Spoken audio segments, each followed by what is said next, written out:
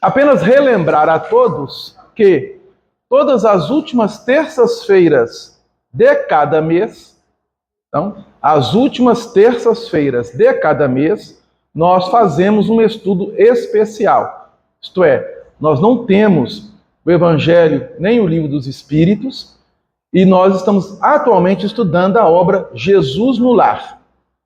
É uma obra onde os objetivos centrais da mesma é convidar-nos à prática do estudo do Evangelho, do culto do Evangelho nos lares, principalmente nos nossos. Bom,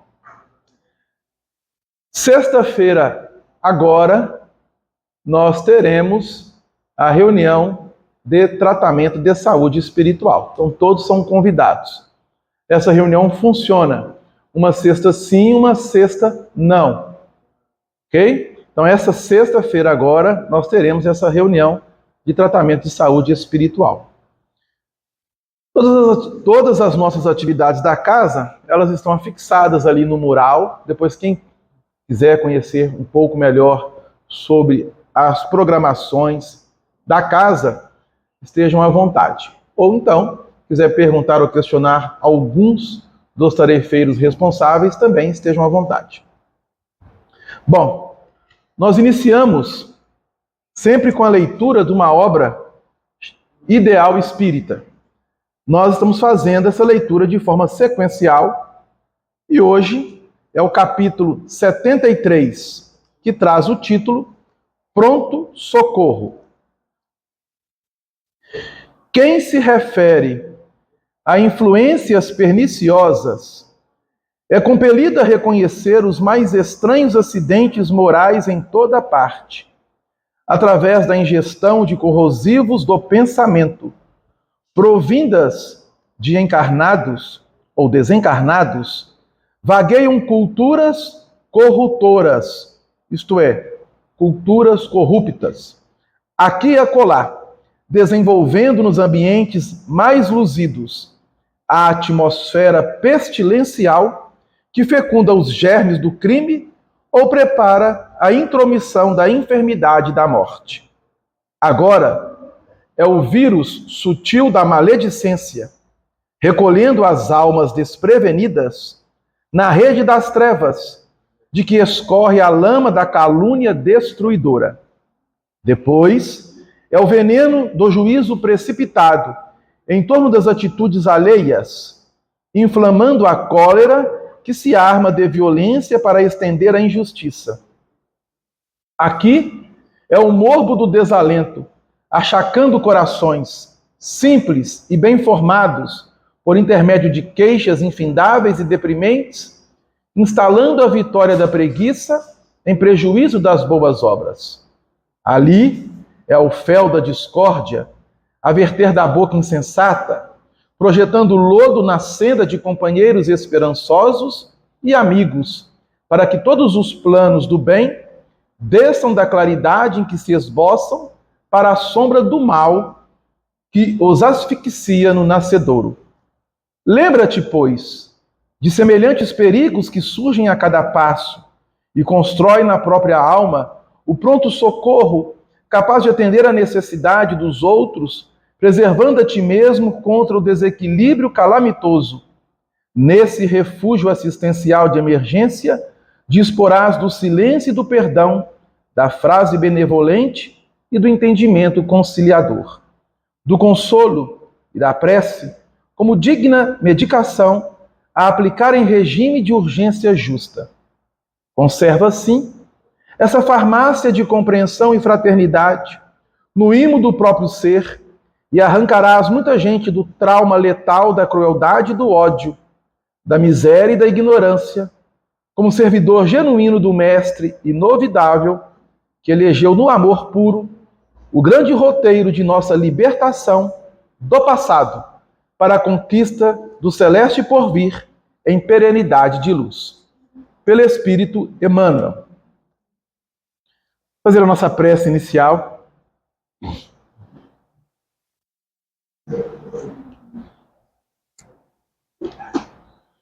Amigo Jesus, Queridos irmãos e benfeitores da espiritualidade, agradecidos por mais um ano que se inicia, rogamos a Ti, Senhor, Tua permissão, para que possamos caminhar junto a Ti e com os nossos amigos e benfeitores espirituais desta casa que tem nos acolhido, para juntos aprendermos o Teu Evangelho pelas luzes da doutrina dos Espíritos e nos permitirmos assim, Senhor, buscarmos em nós a própria transformação no esforço construtivo de nossa melhoria para o bem.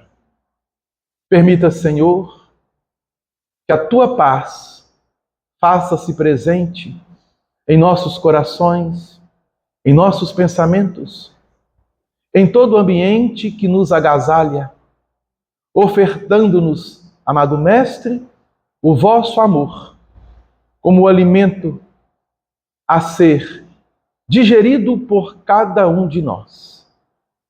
Que a Tua luz possa ser o farol a guiar-nos em retorno à casa do Pai. Nós estamos com Jesus, Jesus conosco está. Nós estando com Jesus, contra nós, ninguém estará, que assim o seja. Então, uma boa noite a todos, sejam todos muito bem-vindos a mais uma terça-feira pública, a primeira do ano. Agradecer imensamente a espiritualidade, os nossos benfeitores espirituais, para que nos dê força para a nossa trajetória. Dando prosseguimento ao estudo da primeira parte, o Evangelho segundo o Espiritismo, nós nos encontramos dentro do capítulo 5, que traz o título Bem-aventurados os aflitos. Lembrar a todos que o estudo do Evangelho segundo o Espiritismo, ele é feito de forma sequencial. Quer dizer que, então, na terça-feira que vem, como nós vamos trabalhar hoje o item de número 19, semana que vem é o capítulo 5, item 20, e assim sucessivamente. Para que as pessoas possam se preparar, quem tem o Evangelho segundo o Espiritismo, fazer uma leitura antecipada, até mesmo trazer a obra para que juntos nós possamos trabalhá-la. Então fica aí a sugestão.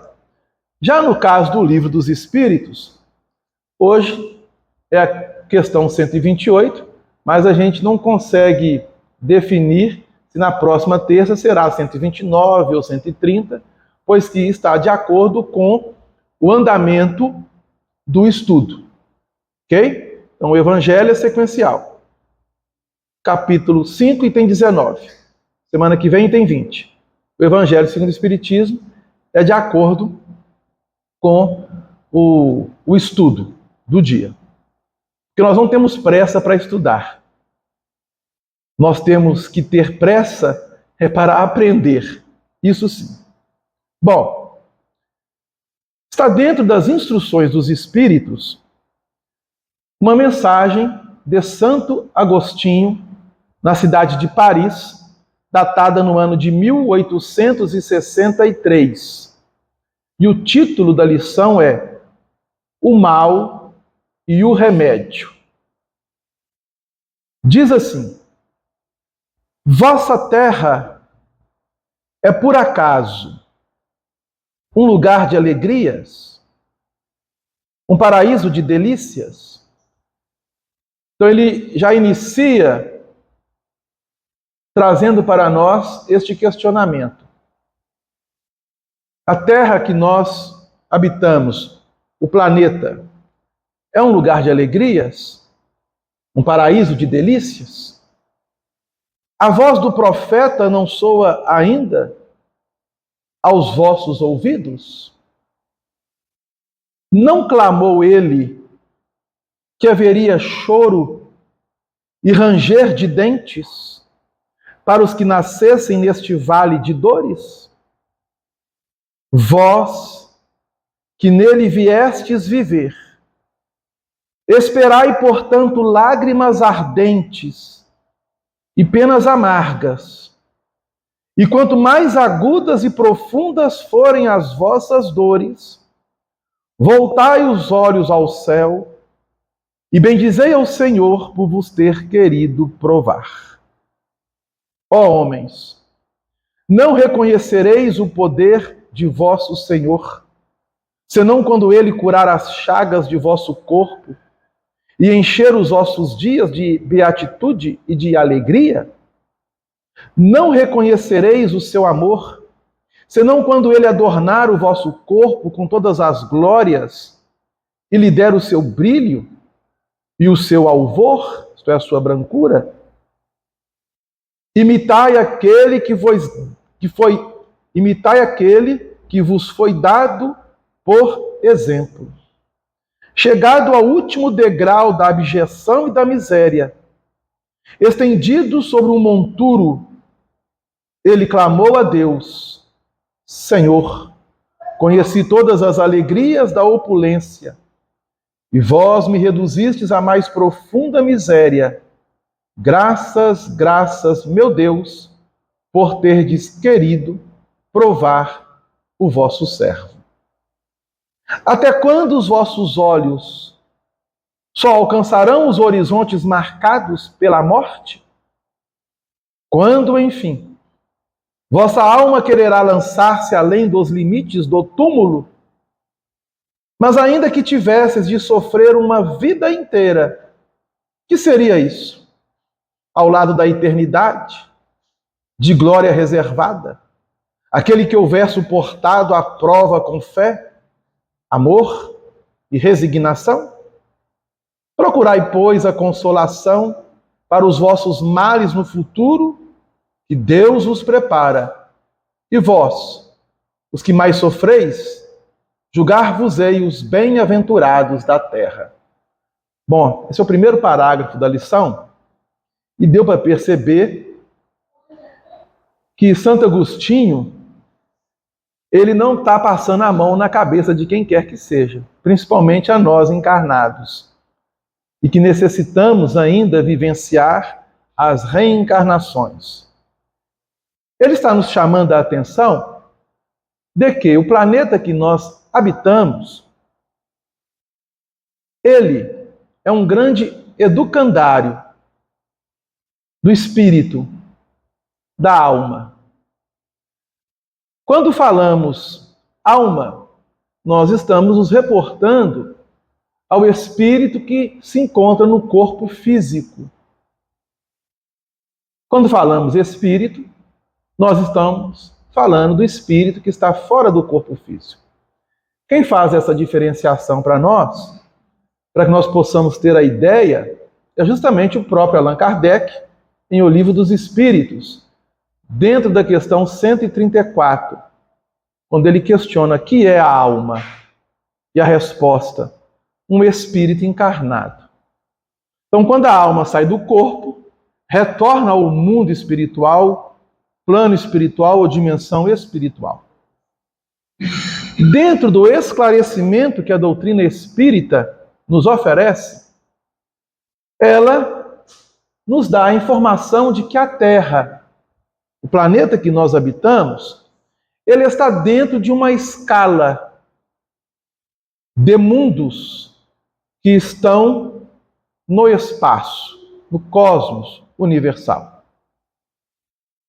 Hoje, nós ainda somos um planeta de provas e expiações. Então, a classificação do nosso planeta é essa: provas e expiações. E o que caracteriza um planeta de provas e expiações é que o mal ainda prepondera sobre o bem. É que a materialidade, ela ainda está acima da espiritualidade. E por que nós estamos dizendo isso? Estamos no capítulo 5. Já estudamos essa parte no capítulo 3 aqui do Evangelho segundo o Espiritismo, cujo título é Há Muitas Moradas na Casa do Pai, e onde Allan Kardec, com a espiritualidade, nos propõe um estudo e uma reflexão em torno do significado dessas moradas que Jesus ensinou-nos. E aí ele vai se reportar às moradas espirituais, isto é, fora da matéria, do ambiente físico que nós conhecemos, que nós sentimos, que fere os nossos sentidos, e as mais diversas dimensões espirituais dentro do próprio planeta Terra. Como é que poderíamos compreender isso? Então, nós estamos dentro de um bairro. Este bairro é o Nova Cachoeirinha. Dentro do Nova Cachoeirinha, aqui o cantinho é uma das moradas deste bairro. Olha quantas moradas há somente neste bairro. Se nós ampliarmos a Terra para os países, para os continentes, nós vamos observar da mesma forma que ao lado do Nova Cachoeirinha tem o bairro Cachoeirinha, o bairro Aparecida, o bairro Ermelinda e assim sucessivamente. Então são vários bairros dentro de uma cidade, Belo Horizonte. Nas fronteiras de Belo Horizonte nós temos as cidades metropolitanas, como Contagem, Betim, Ribeirão das Neves, Esmeralda e por aí vai. Se nós sairmos do plano físico e abrangermos as dimensões espirituais, das esferas espirituais fora da matéria, nós teremos também essas moradas que vão servir de habitação para os espíritos que se encontram fora do corpo.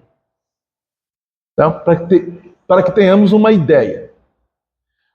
Quando saímos, então, da Terra e projetamos para fora da mesma, no espaço, nós temos vários mundos. E a doutrina espírita, ela já nos afirma a pluralidade dos mundos, pois que os mesmos são habitados. Então também já estudamos isso no Livro dos Espíritos, dentro da questão 55, pois que hoje nós vamos partir da questão 128. Então, o Santo Agostinho está nos chamando a atenção de que, dentro dessa progressão, dentro dessa escala dos mundos, a Terra ainda está na faixa de provas e expiações. Isso justifica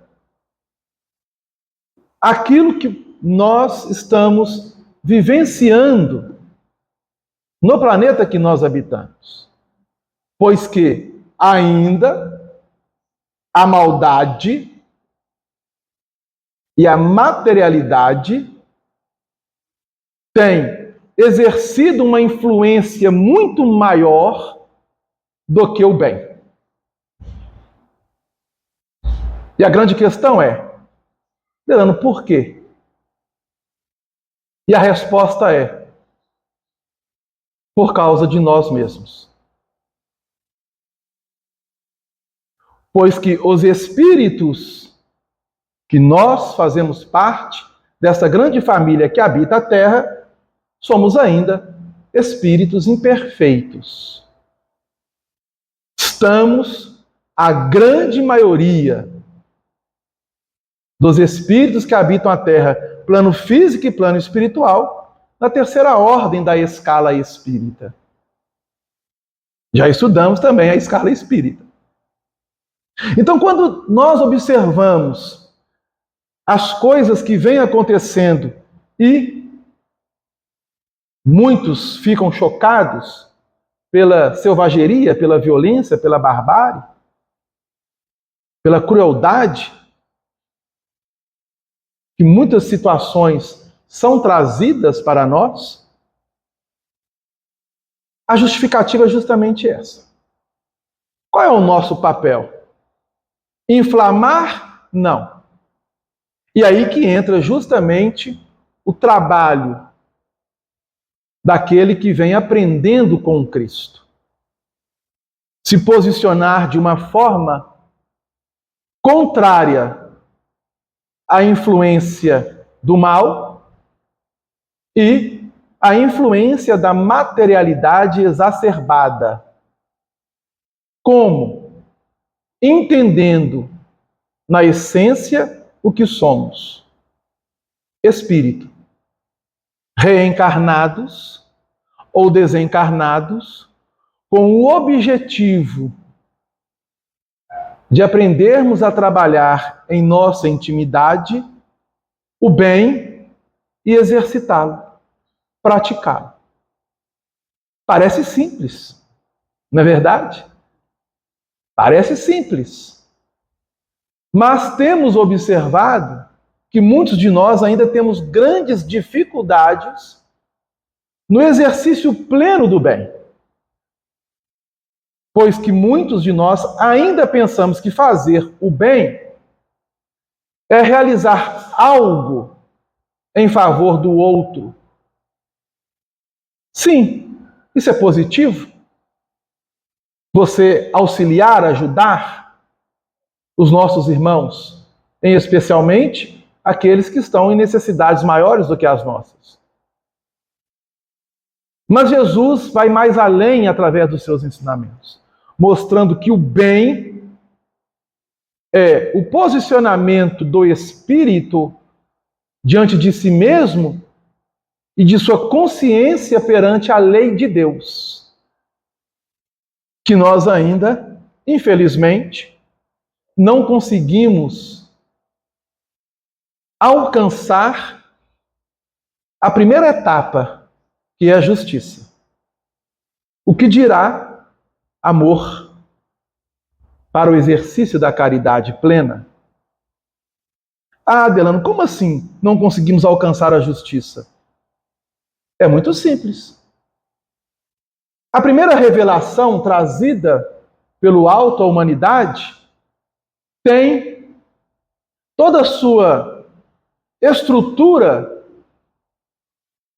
no Velho Testamento, onde um dos principais que estavam à frente era Moisés. Mas a justiça abrange todo o Velho Testamento. Nós desconhecemos o Velho Testamento.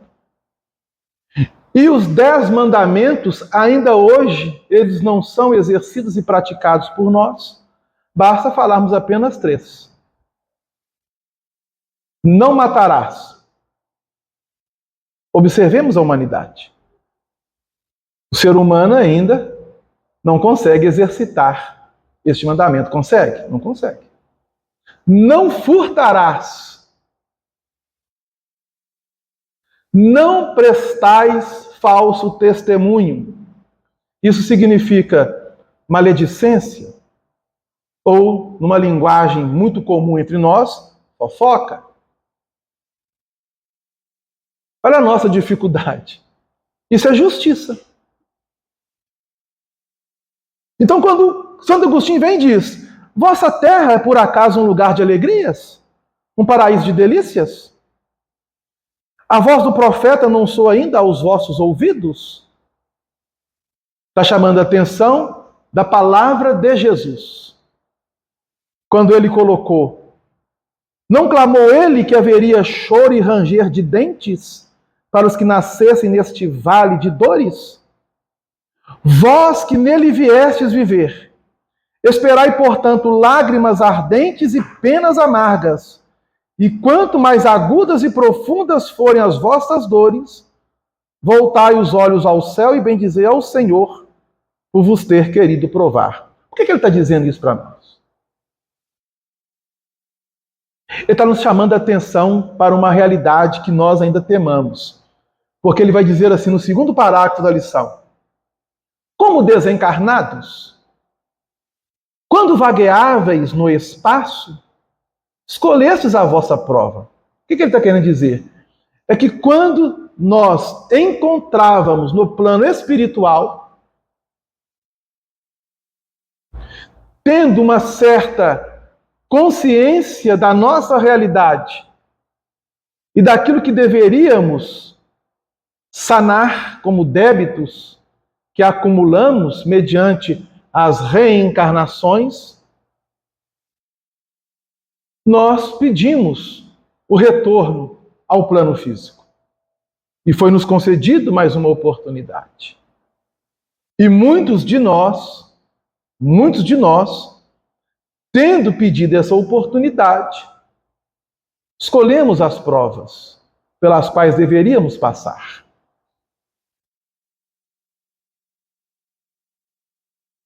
Porque vós consideráveis bastante fortes para suportá-la?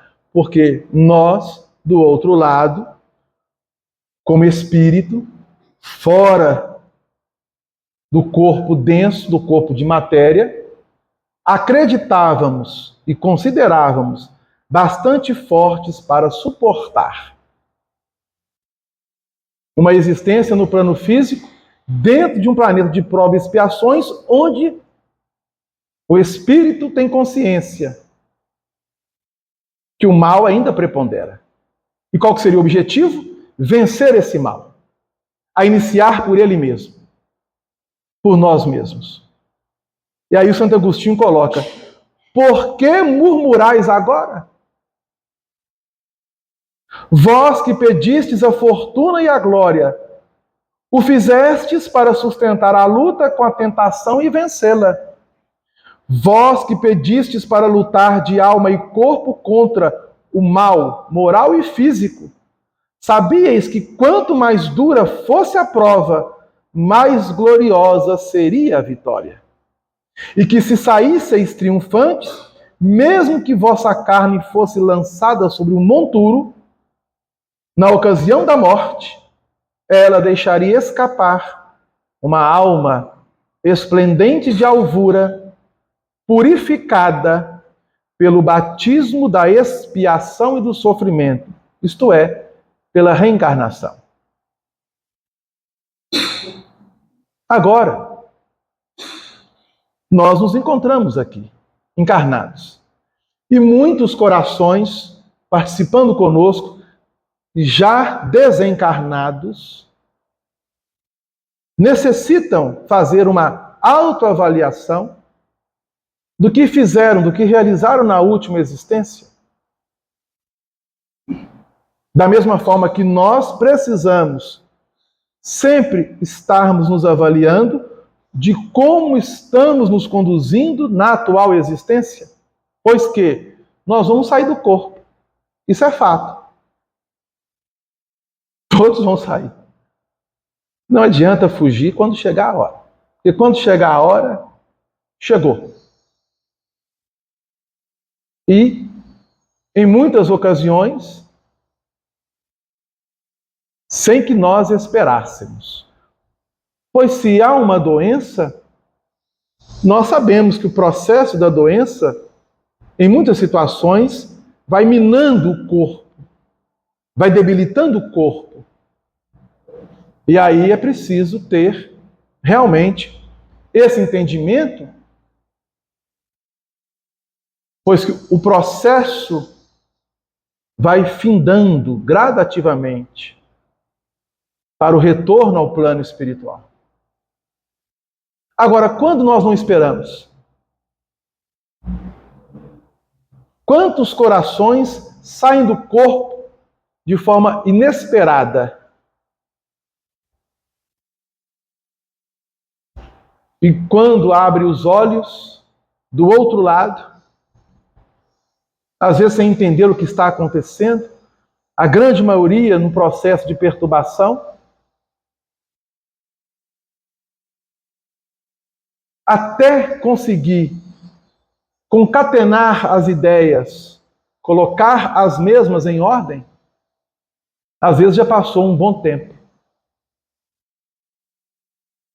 um tempo considerado daquilo que nós nos entendemos como dia, semana, meses, anos. Pois muitos espíritos desencarnados, às vezes há mais de 10, 20, 30, 40 anos, no plano espiritual, sem saber que está desencarnado todo esse tempo. E a grande pergunta também, como é que pode isso? Como que o espírito não consegue identificar que está desencarnado? Porque não tinha o hábito de pensar em coisas mais elevadas. Desencarnou, continua com o mesmo nível e grau de pensamento, entrando em faixas vibratórias daqueles que se simpatizam e se afinizam com ele.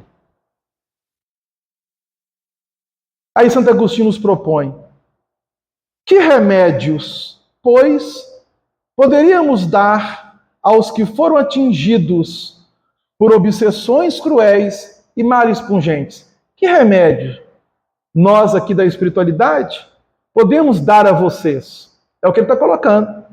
Resposta: um só infalível. Ele coloca apenas um remédio. Qual? A fé. Um só infalível, a fé. Voltar os olhos para o céu. Se no auge de vossos mais cruéis sofrimentos cantardes em louvor ao Senhor, o anjo de vossa guarda vos mostrará o símbolo da salvação e o lugar que devereis ocupar um dia. A fé é o remédio certo para o sofrimento. Agora veja bem, a fé que ele está nos propondo não é a fé cega, é a fé raciocinada, trabalhada por Allan Kardec, lá no capítulo 19 aqui desta obra que nós ainda chegaremos. Entender o porquê do sofrimento. Não como uma punição, não como um castigo, mas como uma necessidade de depuração, de purificação do espírito, mediante as mazelas que ainda traz em seu campo íntimo.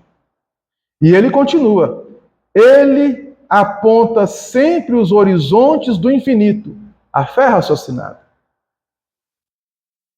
ante os quais se esvai os poucos dias de sombras do presente. E aí ele dá uma frase dura, uma chamada de atenção. Não mais nos pergunteis, portanto, qual o remédio que curará tal úlcera ou tal chaga, esta tentação ou aquela prova.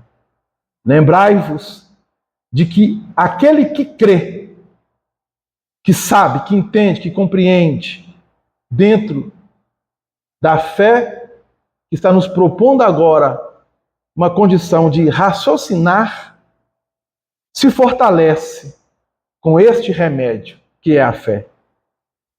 Ao passo que o que duvida, um segundo da sua eficácia é punido na mesma hora, porque sente imediatamente as angústias pungentes da aflição.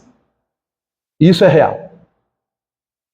Basta você fazer uma visita a hospitais e ver muitos corações ali vivenciando diante das suas dores, dos seus sofrimentos, dos seus processos, justamente uns em pungentes aflições, angústias, outros debaixo de lutas e dores acerbas, mantendo o otimismo, a confiança, a fé. Então isso fica claro. Aquele que mantém o otimismo e a confiança, ele trabalha dentro de si um bálsamo que o consola, ao passo que aquele que traz o pensamento numa linha de pessimismo, parece que a dor ela vai espetando de uma forma diferente. O Senhor pôs o seu selo em todos os que creem nele. Cristo vos disse que a fé transporta montanhas. Eu vos digo que aquele que sofre e que tiver a fé como apoio será colocado sob a sua proteção e não sofrerá mais. Os momentos mais dolorosos serão para ele como as primeiras notas de alegria da eternidade. Sua alma se desprenderá de tal maneira de seu corpo que, enquanto este se torcer em convulsões, ela pairará nas regiões celestes, cantando com os anjos os hinos de reconhecimento e de glória ao Senhor. Felizes os que sofrem e choram, que suas almas se alegrem, porque serão atendidas por Deus. É o item 19, o mal e o remédio, do capítulo 5 do Evangelho segundo o Espiritismo. Que Jesus possa nos abençoar e que possamos refletir com carinho sobre essa lição, que realmente é um pouco enérgica, mas necessária para que despertemos para esses valores que estão para além da matéria. Que Jesus nos abençoe. Vamos encerrar essa primeira parte e passarmos então para o nosso irmão Valdir dar continuidade com o Livro dos Espíritos.